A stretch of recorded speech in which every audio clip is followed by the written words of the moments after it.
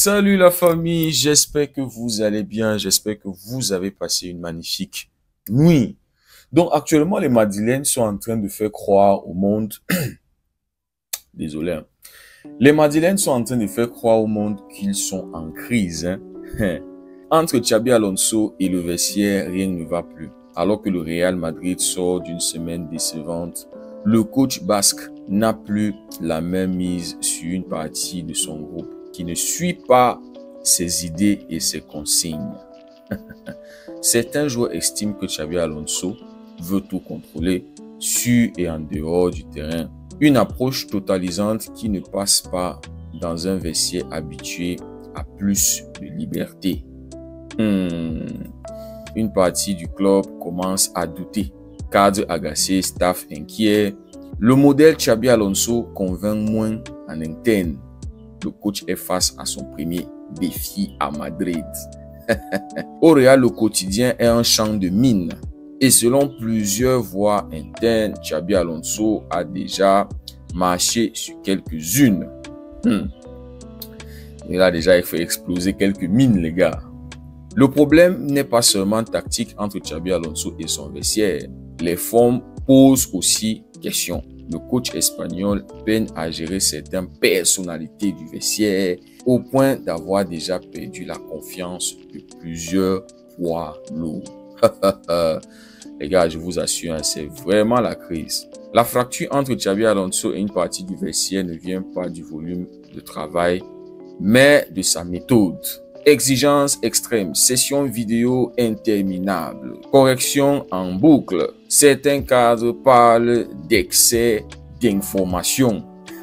Xabi Alonso sature leur tête. Le Xabi Ball. Ah là là. Rodrigo est très mécontent de son rôle au Real Madrid cette saison et serait désormais sérieusement ouvert à un départ dès janvier. Rodrigo, on t'avait dit lors du dernier mercato, le mercato d'été, il faut venir à Barcelone. Il y a la place pour toi. Tu vas jouer et tu vas te sentir à l'aise. C'est-à-dire, le football va te convenir. Et en plus, quand on est bon là, tellement de cas sont créés. Mais bon, les amis, les Madrilènes sont en train de vouloir faire croire au monde entier qu'ils sont dans une crise. Moi, la question que je me pose toujours, c'est quel genre de crise, hein? Comment est-ce que vous parlez déjà de crise alors que c'est un projet qui vient de commencer et en plus c'est un projet qui n'a pas encore passé certains tests.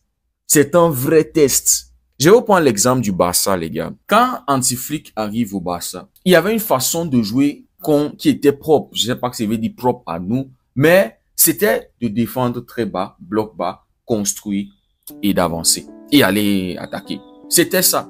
Quand Xavi était là, et en fait, généralement, ça a été ça, la façon de jouer du Barça. Hansi Flick arrive et dit jamais. Je vous avais battu 8-2, c'est à cause de la façon dont vous jouez. Vous invitez les adversaires à vous faire du mal. Donc, on va changer les choses. Ça va presser très haut. On va jouer dans le camp de l'adversaire. C'était clair ce que Hansi Flick voulait faire. On les piège, on marque beaucoup de buts. Il n'y a pas de problème si on encaisse 1 ou 2 buts. L'important, c'est qu'on doit marquer plus de buts que l'adversaire. C'était clair. Et on a vu que les gars ont adhéré à ça. On se disait peut-être ça allait leur prendre une saison pour qu'ils comprennent, pour qu'ils changent. Mais non, ça s'est fait en très peu de matchs. Le premier match d'Hansi Flick, la saison dernière, c'est-à-dire début de saison, on était à l'extérieur contre Valencia. On gagne ce match 2-1. Le match qui suit, on reçoit Bilbao. On le tape 2-1. On parle quand même de Bilbao. On avait ouvert le score, ils avaient égalisé et il a fallu que dans les dernières minutes, on puisse gagner ce match 2-1. Maintenant, le troisième match, on se déplace au Rayo Vallecano.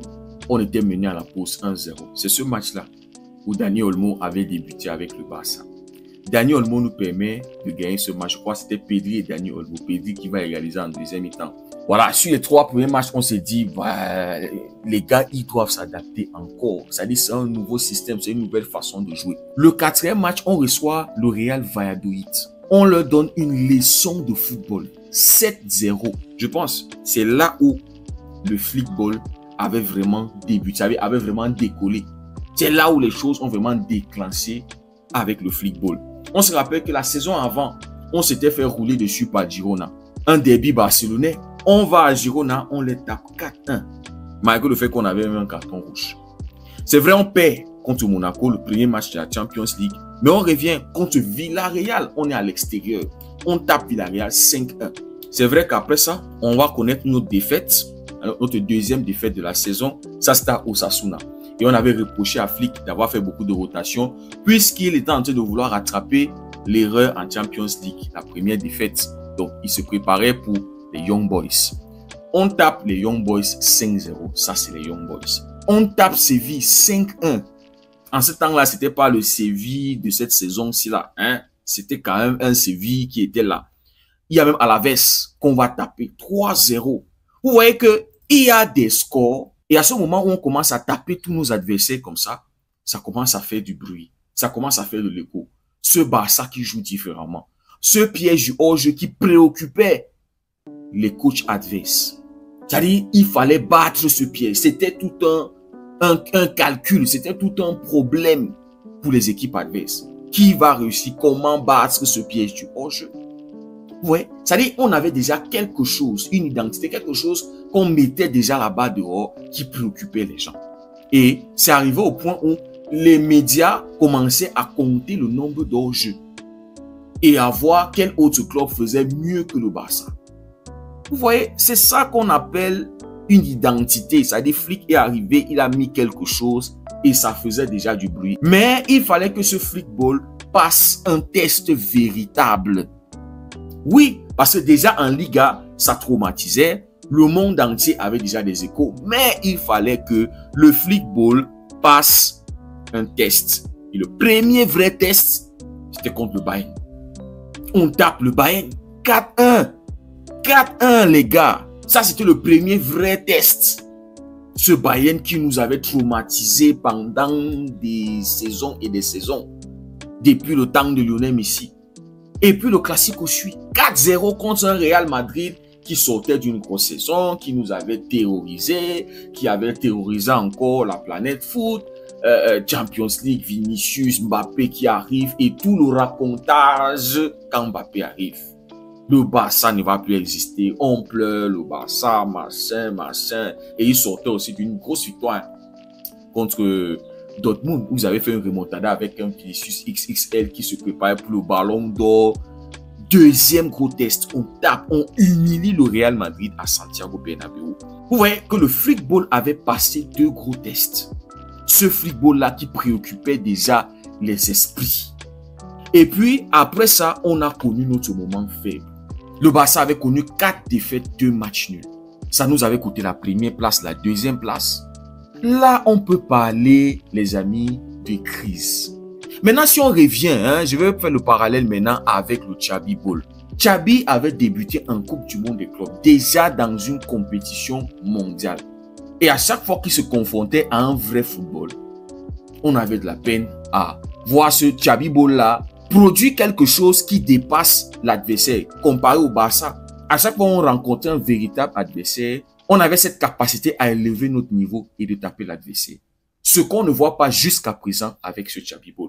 Premier match en Coupe du Monde des clubs contre Al Hilal, ils avaient souffert. Résultat, ils avaient fait un match nul.